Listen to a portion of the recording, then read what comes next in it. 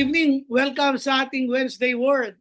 Itong time na to, nakakatuwa kasi pinabibilis yung ating Zoom eh.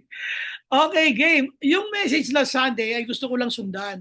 Kasi nakita natin pinagpala ng Lord si Abraham. Kaya gusto ko makita ninyo yung pagpapala ng pagsunod.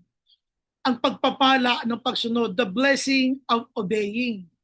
Yung pag ikaw ay sumunod sa Panginoon, pagpapalain ka niya. So ano yung unang-una na gusto kong i-share dito? Ang gusto kong i-share dito na yung blessing, unang pagpapala ng pagsunod, number one, you will be rewarded. Di ba? Ni-reward siya. Sabi rito ng Bible, dahil sa iyong ginawa na pagsunod, hindi mo winidhold yung anak mo, yung kaisa-isa mong anak, yung minamahal mong anak, na lubos mong minamahal. Sabi niya, ihandog mo siya sa bundok ng Moriah. Pero sabi ng Bible, nung napatunayan, no? Genesis 22 tayo babasahin natin yung verses. Sa Genesis 22, verse 15, siya natin. The angel of the Lord called to Abraham from heaven a second time and said, I swear by myself, declares the Lord, that because you have done this and have not withheld your son, your only son, I will surely bless you and make your descendants as numerous as the stars in the sky and as the sand on the seashore. Your descendants will take possession of the cities of their enemies. And through your offspring, all nations on earth will be blessed because you have obeyed me. Because you have obeyed me. Kaya makita nyo dito na yung obedience ay pinagpala ng Panginoon. So ang unang-unang word dito na gusto kong sabihin sa inyo, the blessing of obeying, number one, you will be rewarded. Nakalagay yan. Diba? Nakalagay yan. Sabi niya rito, sa verse 17, I will surely bless you and make your descendants as numerous as the stars in the sky and as the sand on the seashore. Ang pagpapalang tatamasahin mo ay hindi mo mabibilang. Ang ginamit niya mga examples ay countless. Hindi kayang bilangin. Mabibilang mo ba yung sinasabi niya mga buhanginan sa dalampasigan? Hindi mo yun mabibilang. Ibig sabihin, because of your obedience to God, you will be blessed with countless blessings. Mga pagpapalang hindi mo kayang bilangin. At hindi lang yon, sabi niya, hinalimbawa niya rin itong pagpapalang dadanasin mo pag sumunod ka sa Kanya, yung as numerous as the stars in the skies. Parehong hindi mabilang yon.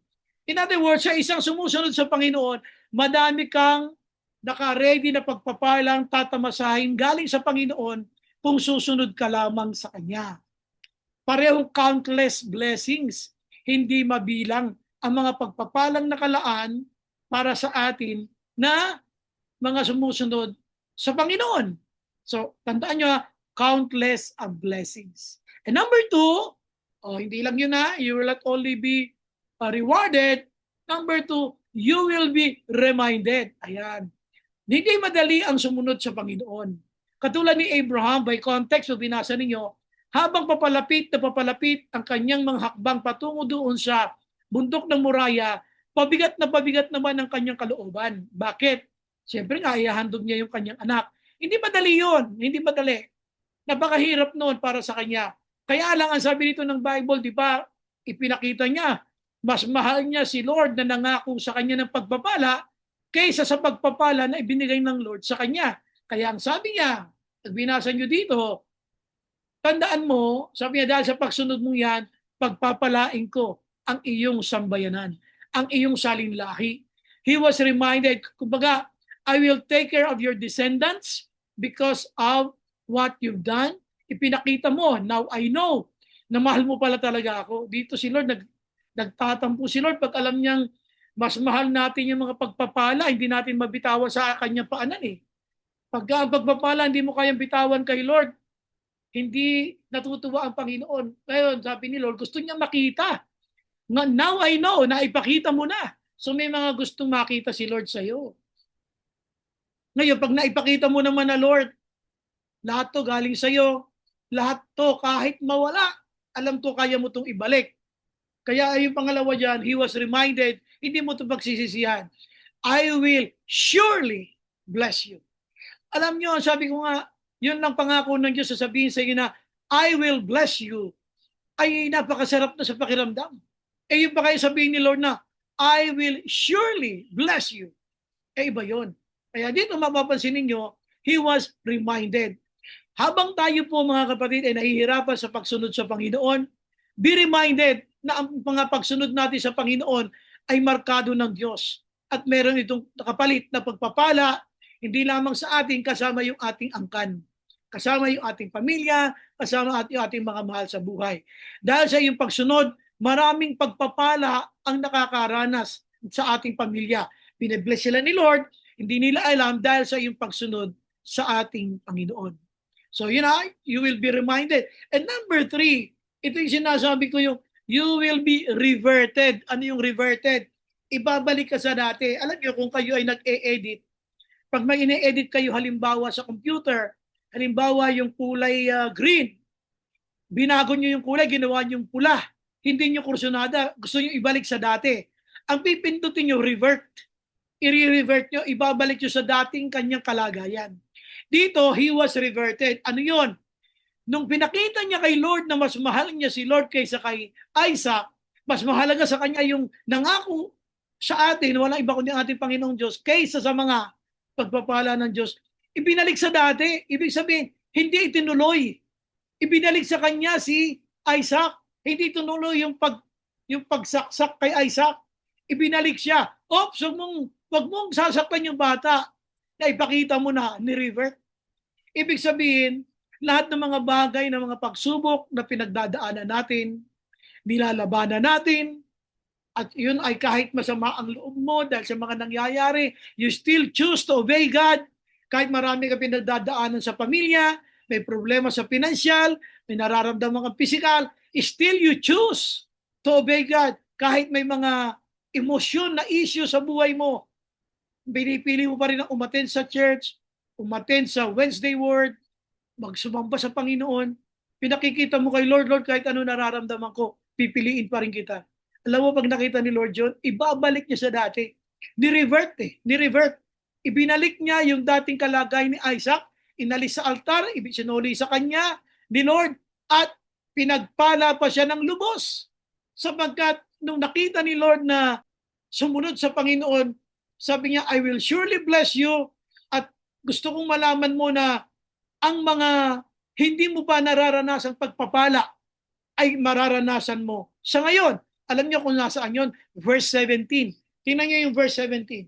Ang sabi ng verse 17 ay ito, I will surely bless you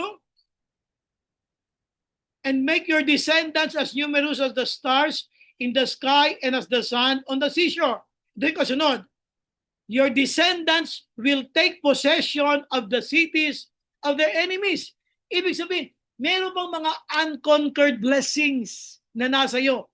Dahil ipinakita mo na ikaw ay sumunod sa akin, yung mga unconquered, tandaan nyo ano yung unconquered? They will take possessions.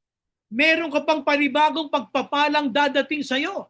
May mga pagpapala pang mararanasan mo, masasakop mo. You will take possessions of the land, sabi niya. Even the land of your enemies, pagpapalain kita. At yung pangatlo nga ito, yung reverted. Yung mga pangit na nangyari sa iyo, ngayong ikaw ay maraming pagsubok na kinakaharap, pag nakita nila na nagtatapat tayo, ibabalik niya yung dati mong kalagayan. Kung may mga pagpapalang nawala, God will restore it. What the devil has stolen, ano man ang inagaw ng demonyo, ay ibabalik ng Panginoon at muli kanya pagpapalain. Tandaan nyo, ang tiningnan lang dito ni Lord ay yung kanyang pagsunod. At sa pagsunod na yon, makikita nyo rin, nung itinaas niya yung kanyang dagger, yung kanyang punyal, ay hindi naman ito naituloy dahil tinawag nga siya, tinawag ito si Abraham.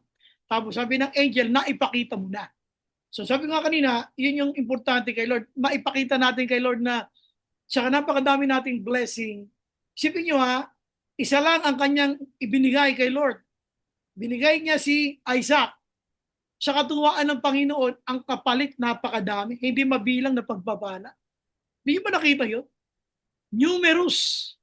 Numerous stars in the skies. Mabibilang mo ba yun? Hindi mabibilang yun. Tapos, yung sinabi niya sa dalampasigan, yung mga buhanginan sa dalampasigan, hindi mo rin mabibilang yun. In other words, pag sumunod ka kay Lord, ang pagpapala mo hindi mabibilang talaga. Hindi talaga mabibilang.